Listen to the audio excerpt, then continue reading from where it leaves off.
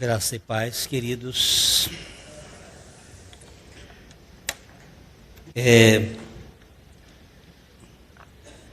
Primeiramente, eu queria dizer que essa semana eu fui apresentado a uma senhora alemã chamada Etta Linnemann. Etta Linnemann. Eu não a conhecia, eu fui apresentado com esse livro. Crítica Bíblica, Crítica Histórica da Bíblia. Ela é professora de uma universidade alemã, muitos anos, e Deus a converteu. Ela era professora de Novo Testamento e de Bíblia e Crítica Bíblica, e foi convertida ao Evangelho de Jesus Cristo. Tem muita gente que está dentro do sistema religioso que não conhece Jesus. E nesse livro ela é uma intelectual. Hoje ela é missionária num dos países lá do outro lado do mundo, que eu não sei mais qual é o país. Mas o que me encantou foi que ela faz uma análise histórica dos iluministas, dos Illuminatis e do sistema que governa esse mundo. Eu fiquei tão contente hoje quando nós cantamos e eu vi a bateria ali mais contida. Ela está ali exercendo o seu papel, que é o papel de ser uma marcadora de compasso. E os iluministas, eles propuseram um mundo barulhento, onde as pessoas não têm reflexão, não têm silêncio. E nós começamos a voltar a escrever as migalhas que caem da mesa, e mandamos um bilhetinho essa semana sobre essa vida de solitude, a vida equilibrada, onde nós podemos ouvir Deus falar. Eu agradeci muito a Deus pelo conhecimento de Etta. E ela está me ajudando a fazer uma reflexão sobre a antibíblia que está por aí. Em nome de Deus, em nome da igreja e da religião. Então, dentro ainda desse aspecto pastoral, eu queria falar um pouquinho sobre a necessidade que nós temos de investir um pouco mais na internet e na comunicação, porque ela tem um lado perverso, mas tem um lado muito bom. Os meios de comunicação sistemáticos estão engessados pelo um poder das press, United Press e outras press que existem por aí, e que elas tabelam o que se deve ouvir.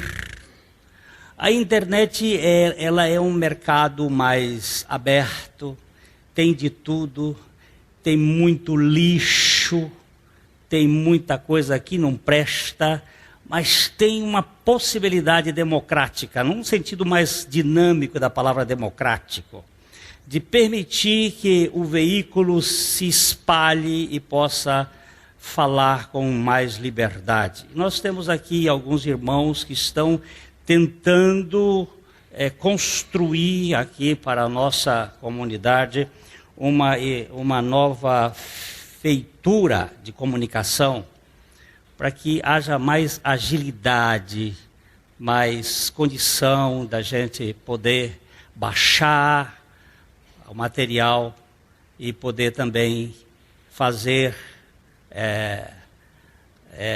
uma comunicação mais permanente, 24 horas por dia, uma espécie de televisão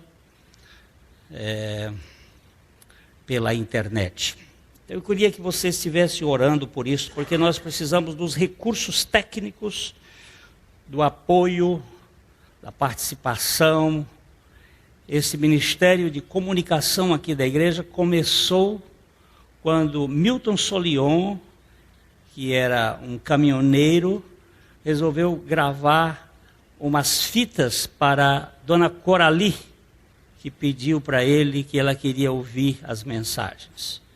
E ele fazia isto manualmente num pequeno gravador.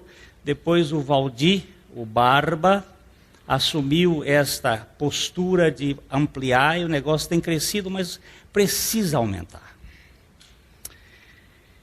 E com os recursos da tecnologia que nós temos hoje, eu não sei quantas pessoas estão plugadas agora, você pode dizer, e até 177 pontos. Domingo passado tinha 1770. E algumas pessoas entraram em contato conosco depois dizendo assim, olha, aqui nós tínhamos 7 pessoas em casa ouvindo. Eles pediram também que querem uma tecnologia um pouco mais ampla para abrir a página toda, porque alguns não conseguem abrir a página toda. Então nós vamos estudar isso, vocês que são especialistas aí vão dar o caminho, fazer uma cartilha, porque eu sou muito limitado nesse assunto. Eles querem ver, porque alguns estão também no Facebook e dão palpites. E uma das irmãs que estavam falando disse assim, eu estava com saudade desse velhinho. Aí uma outra que estava lá e que é muito parceira de coração virou, velhinha é avó, velhinho é avó. Então vai ficando assim meio crítico esses comentários. Então a gente precisa tirar a coisa assim para que seja toda a tela e os comentários sejam menos. Realmente eu estou velhinho, porque Paulo, quando ele disse que ele era velho, ele tinha 60 anos, e eu tenho 67, então estou mais velhinho do que Paulo. Ainda neste aspecto pastoral, eu queria que você pensasse o seguinte, você como pai pode dar muitos presentes a seu filho, muitos, mas só Deus pode dar um novo coração para ele. Lembre-se disso. Esse grupo que está intercedendo aí, é só o milagre de Deus para dar um coração novo aos nossos filhos para viver nesse mundo. Não pense que educação religiosa vai fazer alguma coisa por eles. O que vai fazer por eles é o milagre do novo nascimento na vida deles. Dito isso, onde nós estamos? Lembre-se, Salmo 110, e ainda estamos no versículo 3, pela misericórdia e graça de Deus, e vamos continuar aqui mesmo, sem muita pretensão de ser rápidos. Então vamos ver se... Agora, hoje eu vou ligar aqui.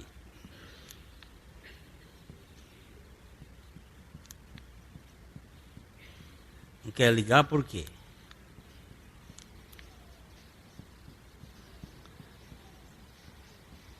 Aperte. Apertei. Quer ligar não? Vai no relógio mesmo. Vamos lá? Está o texto lá? Apaga a luz. Vamos lá? Apresentar-se-á voluntariamente o teu povo no dia do teu poder, com santos ornamentos, como orvalho emergindo da aurora, serão os teus jovens. Pai, abre os nossos olhos, para nós vermos além da letra, para nós vermos a pessoa do teu filho, para nós sermos tratados pela grande misericórdia e graça do teu filho.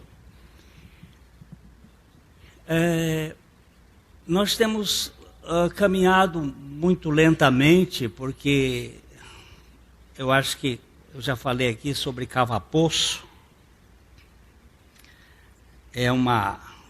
Você vai cavando e vai encontrando as camadas mais profundas e a água vai se tornando mais abundante. Tem água, às vezes, na periferia, a gente já se farta com aquela água, mas precisamos de mais água. No livro de Ezequiel, ele entra inicialmente, as águas estão nos artelhos, depois ela vai para os joelhos, depois ela dá na bacia, depois ela dá no peito, e aí tem águas a nado para valer. É água desde os artelhos, mas nós precisamos de mais água, de abundância da água de Deus. Essa expressão como o orvalho emergido da aurora serão os teus jovens ou será a tua juventude. Este salmo, com muita probabilidade, ele foi escrito por Davi após o discurso de Natã, mostrando que ele havia pisado na bola. Davi havia adulterado com Berseba, a esposa do seu general Urias, e havia colocado Urias no front, onde ele veio a morrer, e Davi mentiu, e ele estava numa situação muito crítica, e o profeta Natã então veio conversar com ele, e a conversa de Natã foi uma conversa parabólica, metafórica. Ele chegou para ele e disse assim: havia um homem que tinha uma única cordeirinha, e um outro fazendeiro que tinha muitas cordeiras e cordeiros e ovelhas. E chegou um visitante na casa desse fazendeiro rico, e ele foi lá na casa do outro e pegou a cordeirinha dele, e matou, e fez um guisado e comeu. E Davi pegou a sua veste e rasgou, e disse: digno de morte seja tal homem. E Natã levantou o dedo e disse: tu és este homem. Porque Davi era um homem que tinha muitas mulheres, muitas concubinas, dentro do processo, do momento histórico de conquista. Cada reino que ele conquistava, ele levava uma princesa, uma donzela. Ele tinha cerca de 300 mulheres no seu harém. Muita gente gostaria de ter isto hoje. Eu sei que, preferencialmente, algumas pessoas até usam este método um pouco subreptício. Dentro do islamismo, você pode ter até 4 mulheres legalmente, se você pode sustentá-las. Se você é um sheik, pode ter até um pouco mais. Eu sei que muitas pessoas preferem isso, mas Deus disse que deixará o homem seu pai e a sua mãe, se unirá à sua mulher, e ambos serão uma só carne. Esse é o projeto de Deus. Ele sabe que uma só já é suficiente. E querer ter mais de uma vai dar alguns problemas um pouco mais sérios. E Davi tinha feito isto. Ele pegou a esposa, e ela era uma moça muito bonita, e acabou sendo, inclusive, o instrumento que Deus vai usar, porque na história de Jesus nós temos 4 mulheres não de boa reputação que vieram fazer parte da genealogia de Jesus. A dona Tamar, a prostituta Raabe, Ruth a Moabita e a Berseba. É muito interessante que Jesus não descartou nunca ninguém pelo que fez. E ele sempre aceitou as pessoas pelo que ele é, e não pelo que as pessoas fazem, ou dizem, ou são. E ele tem um projeto muito lindo para conosco, que é o projeto do acolhimento. Então, existe 2 tipos de homem na Bíblia. O primeiro homem e o segundo homem. O primeiro homem, ele é o homem da tarde. Ele foi criado na sexta-feira, na tarde, na parte da tarde. Nós falamos isso no domingo passado. Ele é o homem que antecede a noite. Nós vimos que na criação é tarde e manhã. O começo da medida do tempo é da noite, da escuridão. e havia trevas sobre a face das águas. E toda a velha linha, ou a linha antes de Cristo, é uma linha da tarde e da manhã. E é das trevas no meio. Nós vivíamos no tempo das trevas. O povo que andava em trevas, diz o profeta Isaías, viu uma grande luz. A luz veio na madrugada. É o sol nascente. É a nova versão da ressurreição. E nós temos, então, o homem da tarde, é o homem do crepúsculo, é o homem da depressão, é o homem do medo, é o homem da vergonha e da culpa por causa dos seus atos. Esse é chamado de velho homem ou adâmico. O Adão, ele é um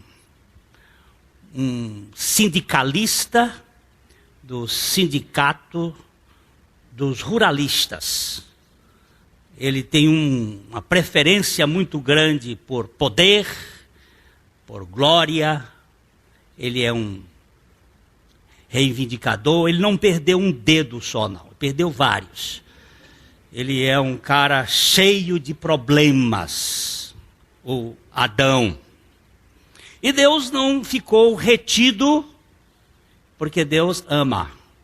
Então ele entrou na história em busca do homem e fez um projeto de desmanchar aquilo que estava errado. O profeta Jeremias, ele chama isso de a visita no lagar do barro. A visita que o oleiro recebeu. O barro tinha se estragado.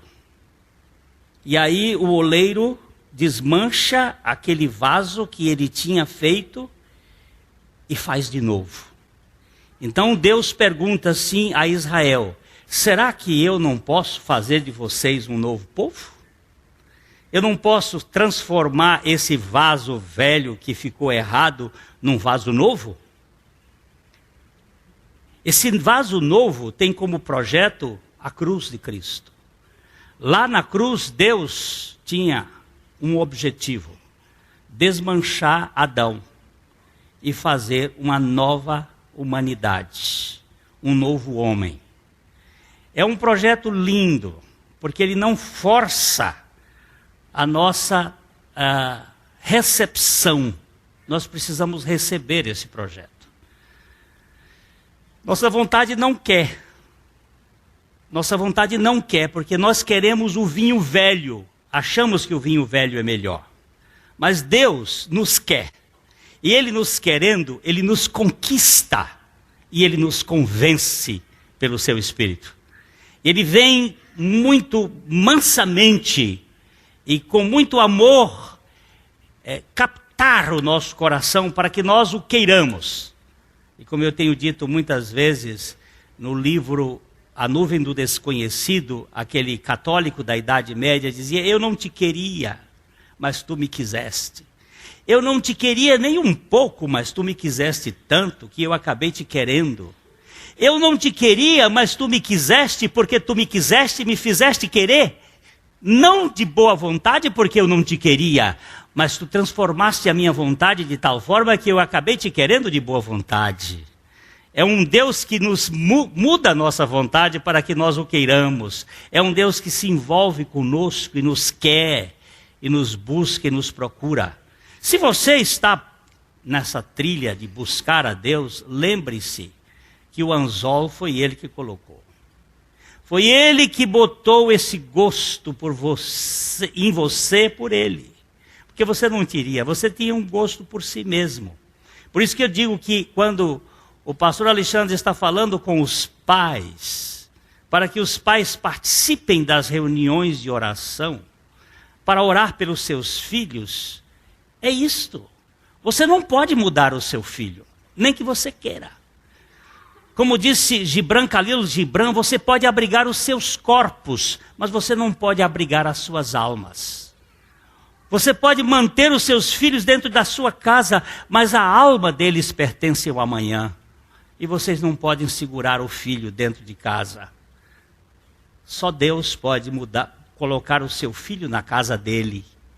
E você precisa ter essa consciência do milagre de Deus. E Ele vai usar você como um instrumento de intercessão. E como um instrumento de viver e anunciar esse evangelho. Então, nós temos este homem da tarde e temos este homem da madrugada, da aurora, que começa depois do descanso. A velha semana, eu já tenho repetido isso aqui algumas vezes, a velha semana era trabalhar 6 dias e descansar no 7º. A nova semana começa com o descanso para depois nós trabalharmos. A ressurreição é diferente da cruz. A cruz é o pagamento da conta. Desmanchou. O homem velho foi morto. Adão foi crucificado.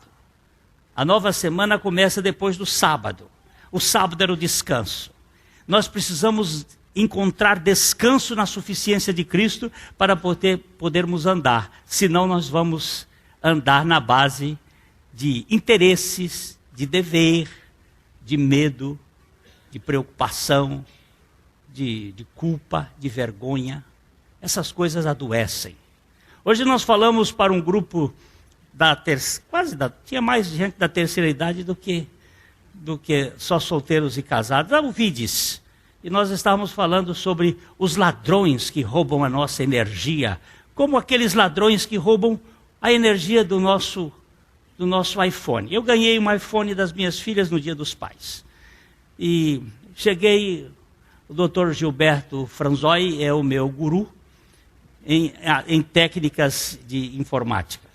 Ele colocou os programas todos para fazer funcionar, só que no primeiro dia foi-se a energia, a bateria da Furnas consumiu-se num dia só. O que está acontecendo? Tem que colocar na Furnas de novo. Lá vou botar em Furnas. Furnas é para o meu iPad, assim como Deus é para mim. Furnas é o sistema elétrico do Paraná que dá energia para o Paraná. Então, o iPad precisa de energia e eu tenho que ligar lá. Eu liguei. No outro dia, do mesmo jeito. Quando chegou 5 horas da tarde, eu tinha 5% de bateria. Aí fui conversar com o doutor Gilberto e ele disse, vamos fechar isso aqui. Vamos fechar aqui o Wi-Fi, vamos fechar aqui o Bluetooth, vamos fechar aqui o que mais, Roberto? Vai fechando lá. Foi fechando e fechando. E sabe quanto está durando agora? 3 dias. Os ladrões da energia. Agora, quando eu quero pegar um 3G, eu ponho no 3G na hora que eu quero. Quando eu não quero, eu tiro. E aí ele fica com a capacidade de energia acumulada, não vai roubada. Agora, nós falamos aqui que Satanás, a serpente, ela vive de pó. Ela come pó. E quem é pó? Quem é que é pó aqui? Não, eu quero saber quem é pó aqui. Nós somos pó. E Satanás vive de quê? Vive de pó. Ele vive comendo pó. Quem é que é pó aqui? Nós. E como é que ele vive? Existe um filme, até o meu cunhado falou, eu não me lembro o nome do filme, que as criancinhas, o espírito, o fantasma, assustava a criança e as crianças davam um grito. Ah! Quando ela dava aquele grito, o fantasma pegava a energia do grito para fazer funcionar a cidade. Eu não sei o nome do filme, vocês já devem ter visto. Hein? O monstro? Eu sou meio surdo, mas é isso mesmo. É esse monstro aí.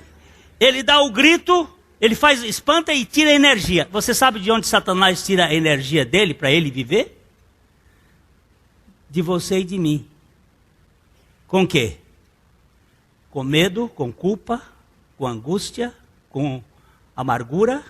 Dali ele vai comendo as nossas vísceras. É assim que ele vive. Agora, Jesus veio desmanchar esse sistema de roubar energia, de tirar força. E ele veio para plugar-se em nós e encher-nos do seu amor, da sua aceitação, da sua graça, da sua misericórdia. Que hora? Na madrugada. Então, se você pegar aqui este assunto, não foi combinado, Dietrich Bonhoeffer. Dietrich Bonhoeffer foi um homem de Deus na época da Segunda Guerra Mundial. É bom vocês verem esse filme sobre a vida dele. Ele foi morto um mês antes do armistício. Esse homem resistiu a Hitler na época. E ele diz assim: a vida em comunhão sob a palavra começa com o culto em conjunto na primeira hora da manhã. A comunidade reúne-se para louvar e agradecer, ouvir a leitura da Bíblia e orar. O profundo silêncio matinal só será rompido pela oração e pelo cântico da comunidade. Após o silêncio da noite e da aurora, mais inteligível será o canto e a palavra de Deus. A Escritura Sagrada diz que o primeiro pensamento e a primeira palavra do dia pertencem a Deus. De manhã ouves a minha voz. De manhã eu te apresento minha causa e fico esperando. Minha prece chega a ti pela manhã. Isso aqui são os salmos, Salmo 5:3, Salmo 88:13. Meu coração está firme, ó Deus, meu coração está firme, e eu quero cantar e tocar. Desperta, glória minha, desperta cítara e harpa. Vou despertar a aurora. Que coisa mais linda! Despertar a aurora, despertar a matinal. Vê a turma da madrugada, queridos meus, a turma da madrugada, não é a turma do pôr do sol, não é a turma do ocaso, não é a turma do pessimismo, não é a turma que fica olhando a vida sob o ângulo de que vai acabar. É a turma que acontece na manhã da ressurreição, onde a boca da sepultura está escancarada e as mulheres chegam para ungir o corpo do Senhor e o mensageiro de Deus diz: por que procurais dentre os mortos aquele que vive? Essa é a turma da esperança, é a nova turma, é a turma que o texto saiu, que diz assim: com roupas como o orvalho emergido da madrugada. Essa roupa da aurora, a aurora é o símbolo da ressurreição.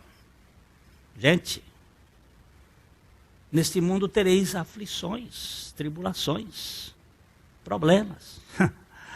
Mas ele afiançou: eu venci o mundo. Tem de bom ânimo. Vocês podem se encher de bom ânimo. Há um Deus que traz esperança. Essa turma da madrugada, ela veste pijama. Ela não veste fraque. Ela não está querendo se apresentar para uma festa de snobs. Ela está numa festa de família. Eu posso contar, gente? Posso, Mário? Posso? Quando nós estávamos em família, lá em Warrenville Valley, de pijama, de madrugada, esses dois aqui, o Mário Rocha e o Braulio, cadê o Braulio? Eu vou contar sem ele aqui. Eles resolveram com o meu cunhado, que é uma pessoa assim fora da bitola, mais ou menos, mas a sair 11 horas da noite, 10:30 da noite, para ir caçar urso, ver urso, porque aquela região a casa da floresta, lá a casa da montanha dele, é dentro do Parque Nacional. E o Parque Nacional tem 580 mil hectares. Então, um negócio grande. e a casa fica ali dentro. Então, à noite, os ursos pretos, que não são os mais ferozes, mas têm 2,40 metros de altura. Eles costumam vir tirar o lixo para se alimentar, porque o lixo lá é muito rico. E os 3 patetas resolvem ir olhar o urso de noite. Vira o meu cunhado: vambora, Gleninho. Eu disse: meu filho, eu não tenho mais tempo para essas coisas, não. Eu vejo o urso na televisão. Eu vejo lá.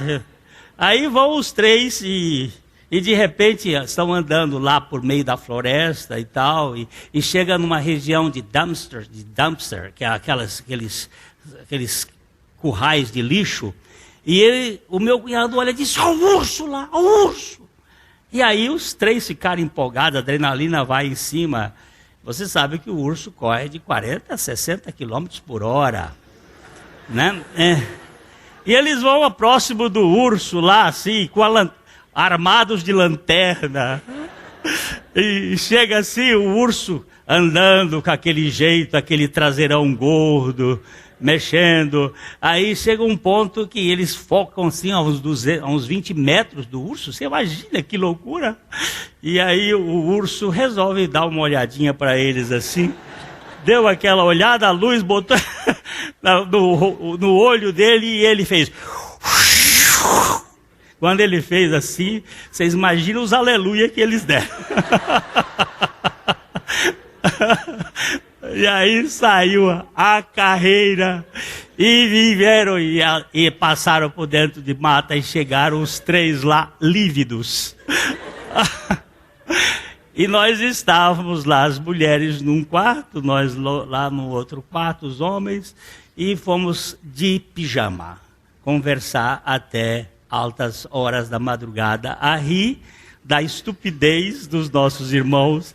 Mas eles tiveram uma experiência que eu não tive, e eu às vezes fico pensando que a experiência de Pedro foi melhor do que a dos outros 11. Pedro resolveu descer lá e ver Jesus andar sobre as águas e andou com ele. E os outros ficaram pelo resto da vida. Eu também vou ficar pelo resto da vida sem ver o urso. Mas de qualquer maneira, nós ficamos conversando de pijama. Eu estou falando de festa de pijama. Sabe por quê? A festa dos filhos de Deus é festa de casa. Não é festa de snobismo, para mostrar quem é o melhor. Não é festa de fraque.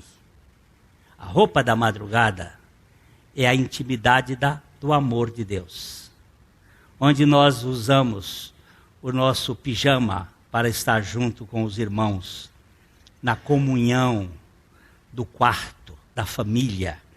Então, sabe como é que isso acontece? É quando nós ganhamos a dimensão que não existe mais condenação para os que estão em Cristo Jesus. Vamos dar uma olhadinha aí no capítulo 8 de Romanos. Capítulo 8 de Romanos. Esta palavra, para mim, ela é fundamental. Romanos 8, 1 e 2.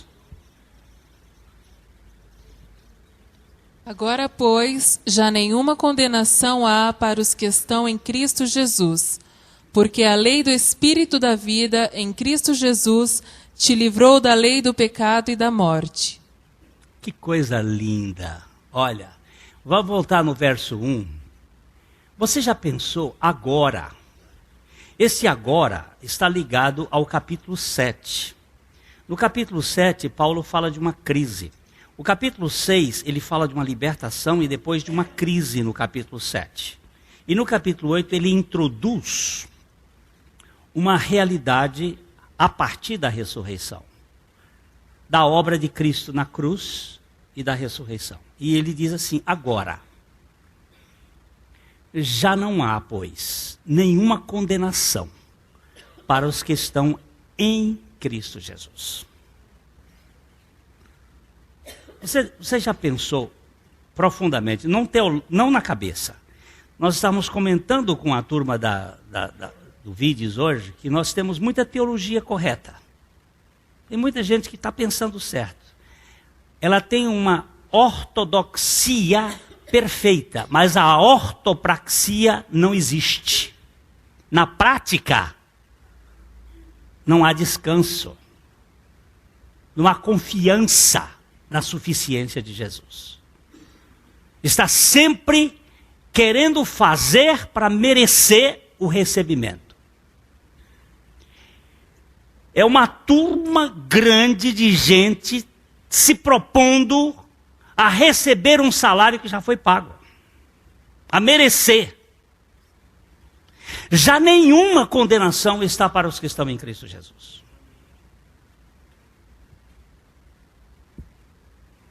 Quando eu vejo um cristão apelando para figuras que já foram ultrapassadas, para comportamentos que já foram anulados pela cruz de Cristo,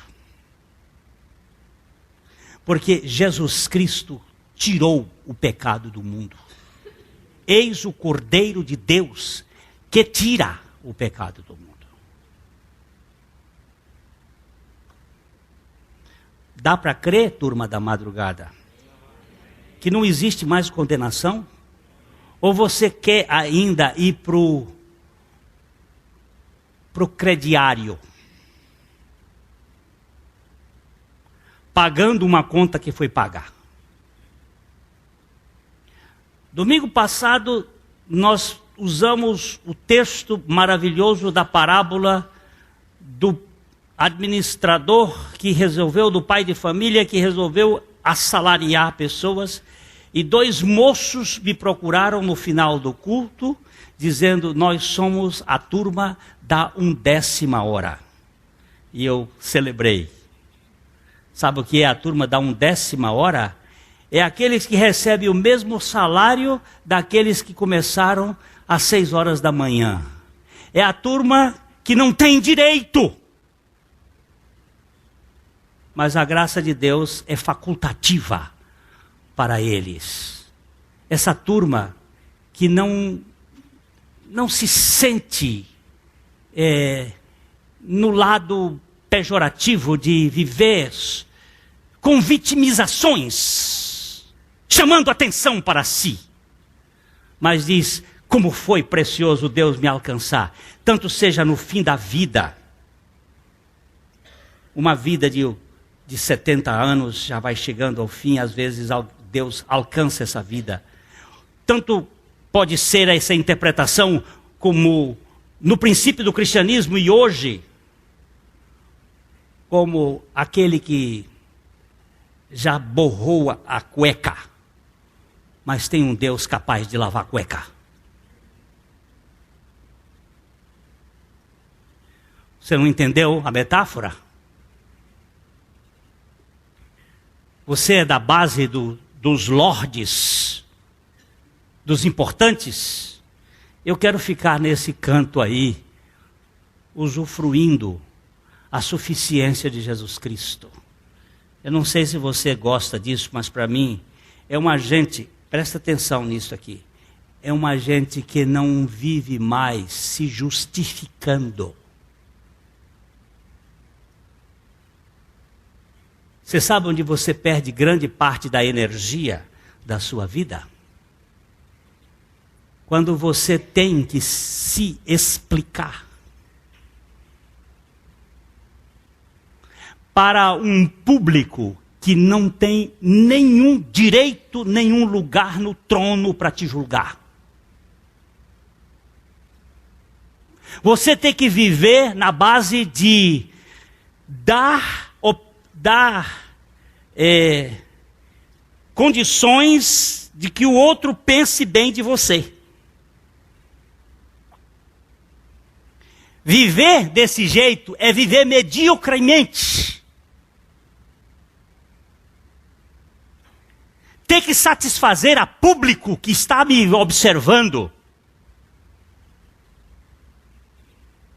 para ver se eu estou correto ou estou falhando. Vai energia nesse negócio. Vai energia nesse troço. Eu preciso fechar no meu iPhone espiritual este campo. Como? Romanos 5:1 me diz isto. Vamos ver o que Romanos 5:1 nos diz. Justificados, pois, mediante a fé, temos paz com Deus por meio de nosso Senhor Jesus Cristo. Quem tem paz com Deus, vai acabar tendo paz consigo e vai acabar tendo paz com os outros. Vai ser pacífico e pacificador. Quem foi justificado, preste bem atenção nisso, porque eu gastei muito tempo nessa bobagem. Quando alguém chegava e dizia assim, Glênio, você está pregando impecabilidade. Aí eu entrava para um campo e queria me defender. Glênio, você é um safado. Isso já não é tão importante, porque eu sei que eu sou safado. Agora, dizer que eu estou pregando impecabilidade, aquilo me feria. Você prega uma coisa, aquilo eu tinha que me defender. Eu escrevi um tratado para poder me defender perante a denominação batista. E Deus disse para mim assim, escuta, quem foi que te disse que tu tens que te defender? Eu sou tua defesa.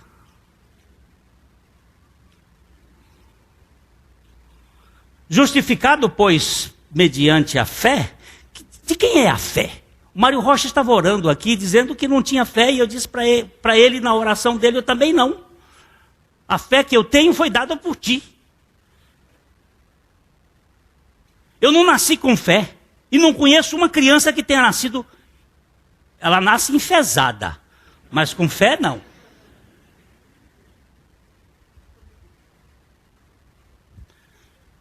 De onde vem a fé? Minha Bíblia diz que é dom de Deus. Não é das obras para que ninguém se glorie. E a minha Bíblia também diz que Jesus é o autor. E ainda o executivo da fé. Eu não tenho fé. Tu não tens fé. Ele não tem fé. Mas ele, o autor e consumador da fé, nula dá pela sua graça. Ainda bem que eu usei o português correto. E até bonito. E, gente, justificados, pois, mediante a fé que nos foi dado, nós temos paz com Deus por meio de nosso Senhor Jesus Cristo. Essa aí é a turma da madrugada que descansa.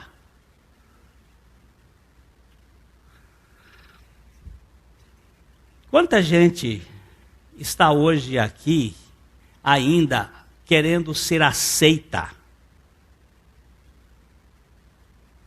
mediante os seus feitos, os seus procedimentos, os seus rituais. Isto é negar a suficiência de Jesus Cristo.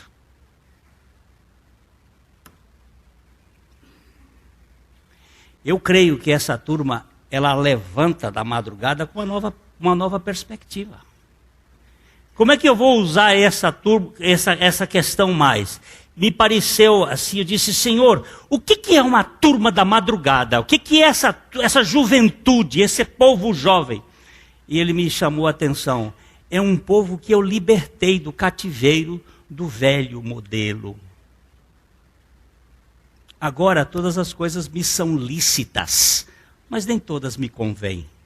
Todas as coisas me são lícitas, mas eu não me deixarei dominar por nenhuma delas, porque nem todas edificam. Elas não glorificam a Deus. Não é porque eu sou proibido, é porque eu sou livre.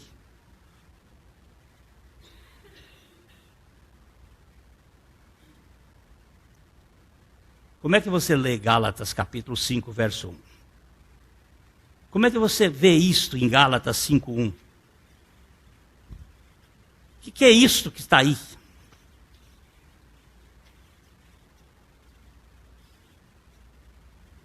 Para a liberdade foi que Cristo nos libertou. Permanecei, pois, firmes e não vos submetais de novo a jugo de escravidão. Paulo está falando isso num contexto em que os cristãos estavam sendo empurrados para voltar a circuncidar-se no velho modelo judaico, que foi um modelo voltado para uma promessa. A promessa se concretizou, a realidade existe. E os cristãos daquela época que estavam crendo lá na região da Galácia, estavam sendo forçados pelos judaizantes, que é uma turma que entra no cristianismo, mas o cristianismo não entra neles. Eles ficam dentro da igreja, mas não tem o Deus da igreja neles. E eles ficam impondo sistemas pesados, e nem com o dedo eles querem ajudar as pessoas a andarem. E estavam querendo fazer circuncisão. E Paulo chamou eles de cães que mordem. E ele disse, foi para a liberdade que Cristo nos libertou. E vou dizer uma coisa, que alguém disse que eu prego uma graça licenciosa. Eu antigamente tentava defender-me disto. Mas se você acredita que essa graça é licenciosa, bendito sejas. Sabe por quê? Eu não posso engessar a graça de Deus. E ao dizer, como disse Dr. Martin Lloyd Jones, se eu pregar a graça e colocar uma cerca sobre a graça, eu não estou pregando a graça. E se eu pregar a graça e não correr o risco de ser mal interpretado, eu não estou pregando a graça. Se os libertinos quiserem interpretá-la como graça libertina, interpretem-na. Mas eu não acredito numa graça que seja cercada, cerceada. Eu sou livre até mesmo para pecar. E o Deus que venceu o pecado é capaz de me quebrantar pela sua graça. Por favor, não me venha com choromelas. Não me venha com esses argumentos fúteis de que nós temos que proteger criança com um chiqueirinho e colocar criança em andador. Todo pai que põe uma criança num andador não sabe o que é desenvolvimento psicomotor de uma criança. A criança tem que cair. Ela tem que sofrer. Ela tem que passar pelas lutas.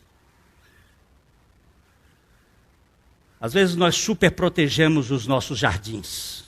E botamos água demais. E quando vem uma seca como esta, as nossas plantinhas morrem.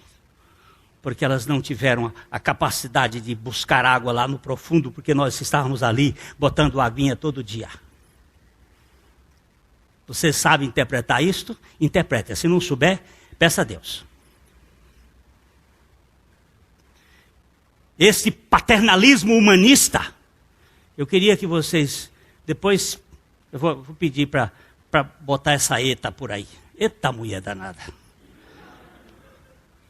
Ela está levantando algumas coisas deste cristianismo humanista que destruiu nos primórdios dos pensamentos modernos, do pensamento moderno, foi tomado temerária decisão levada a cabo pelas forças das lideranças intelectuais de se circuncidar a palavra de Deus e buscar direção alternativa na antiguidade pagã. O humanismo tomou a decisão de fazer do homem a medida de todas as coisas. Essa foi uma renúncia definitiva em relação a Deus.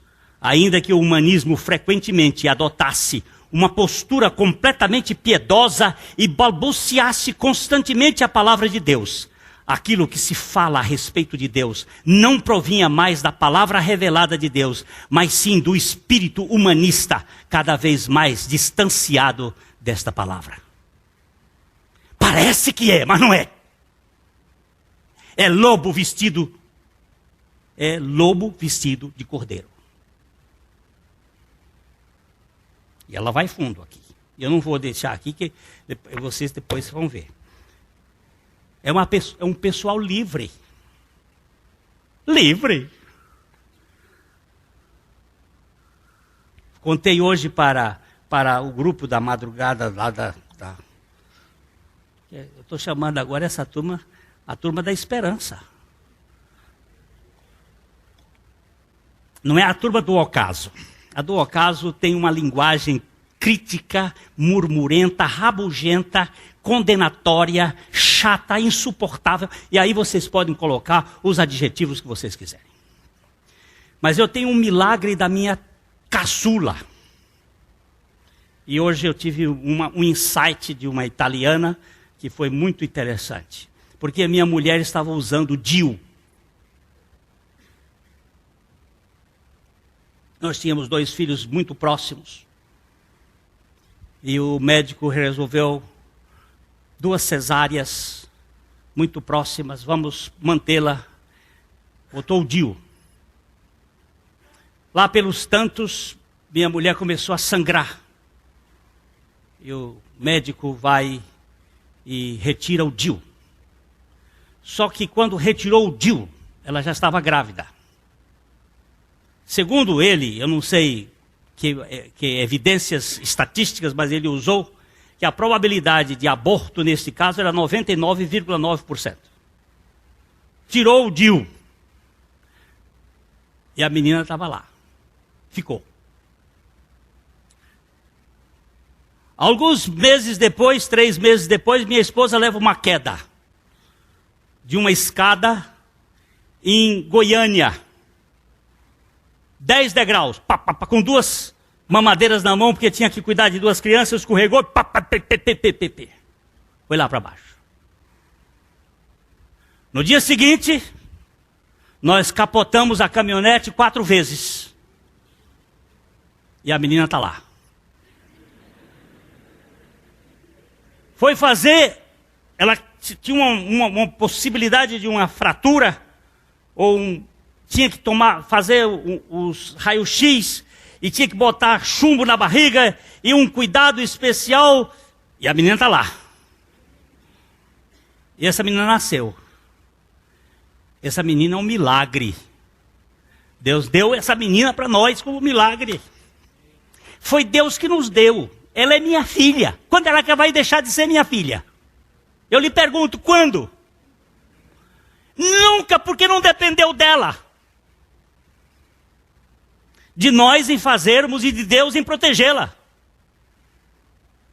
E essa menina é nossa filha. Se ela quiser virar as costas para nós, ela pode. Mas ela não pode anular a filiação. E ela não pode apagar meu amor por ela. Ela não é besta fazer isso. Porque o meu amor para com ela não depende dela. Você entendeu isto? Você entendeu que Deus te aceitou em Cristo Jesus? Você entendeu isto? Ou você tem que fazer alguma coisa para poder merecer que Deus lhe aceite? Você saiu da escravatura daquele velho jugo pesado em que você tinha que desempenhar para ser aceito. Pipocas. Esse é palavrão de pastor.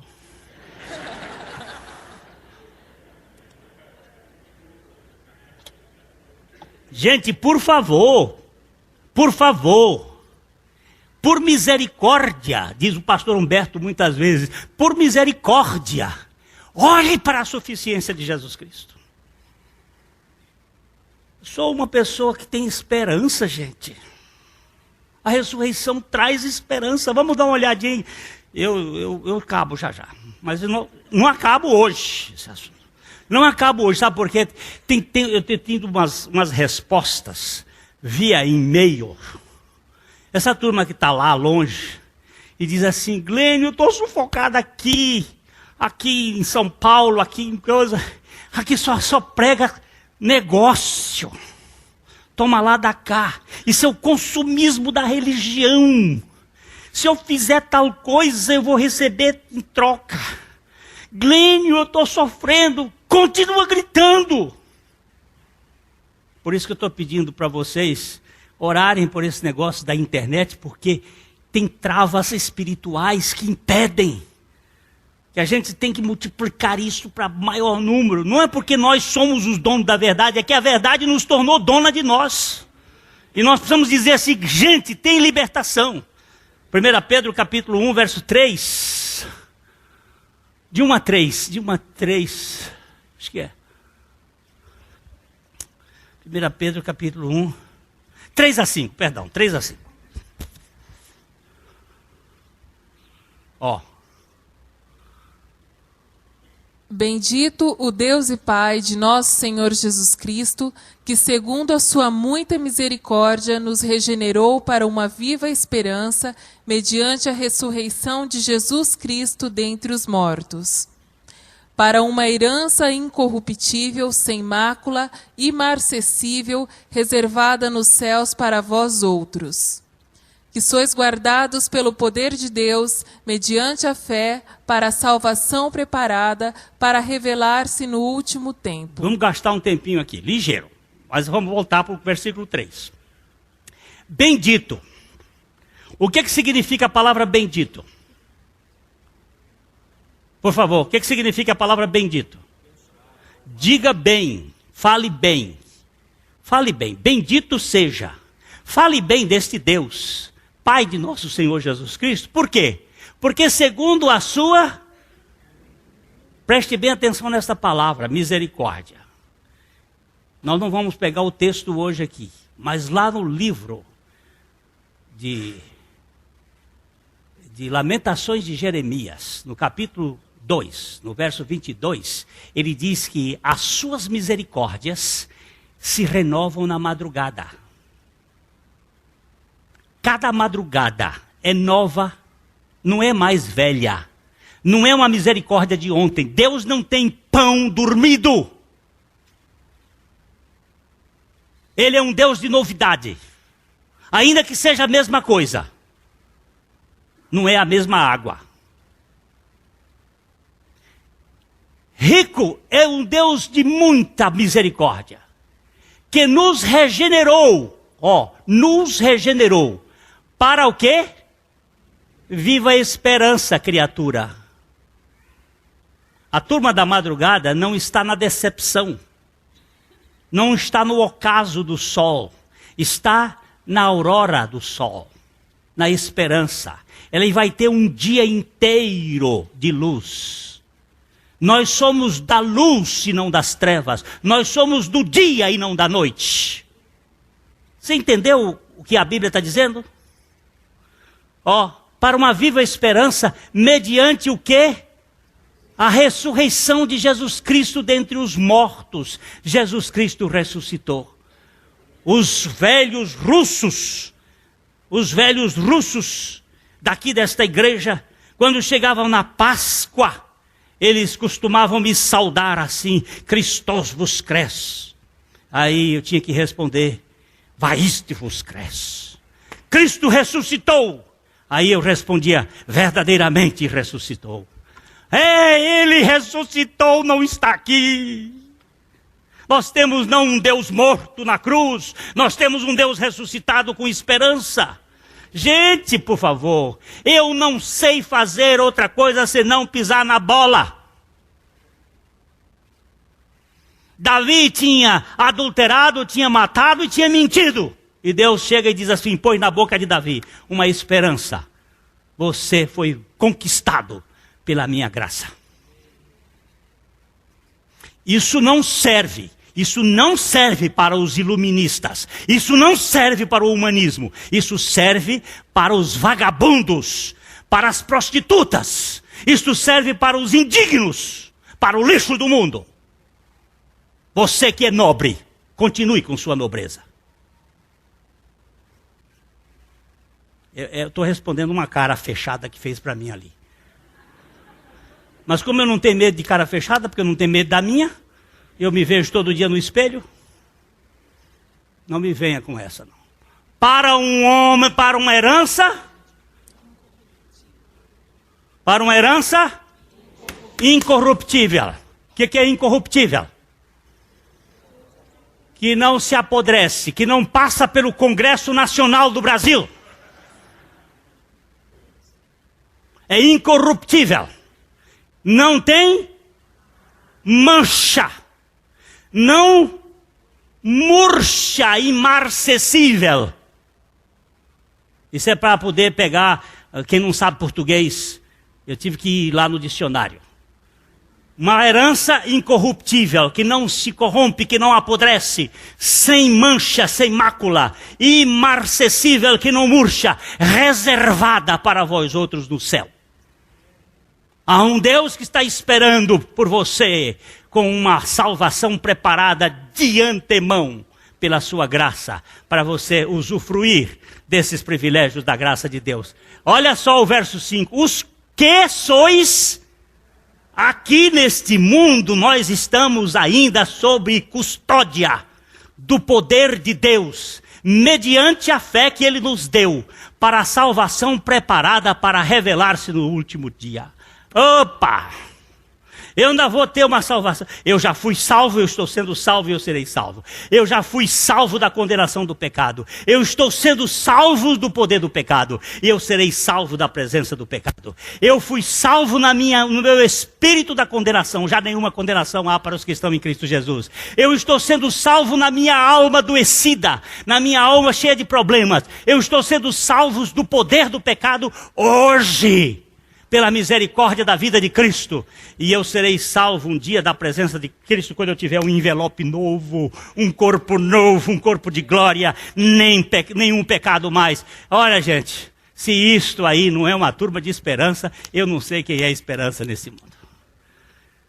Agora, se você quiser o homem do chapéu, vá para o homem do chapéu. Se você quiser ficar nesses meios enrolados, domingo, um irmão chegou para mim e disse assim: eu fiquei numa baiuca aí durante tantos anos. Eu digo, é por sua conta. Não me diga que se alguém lhe enganou, a culpa não é sua, não. É sua. Você é o principal. Se eu te enganar, a culpa é sua. Agora, não seja estúpido, seja bereano. Pegue a sua Bíblia e vai examinar.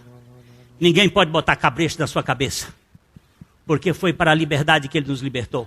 Ele tirou o cabresto da nossa cabeça. Agora, eu não dou para ir para frente mais, que o tempo já foi embora, e eu só estou na esperança. Ainda tem mais 3 coisas para dizer aqui, mas eu digo domingo que vem, se Deus assim permitir.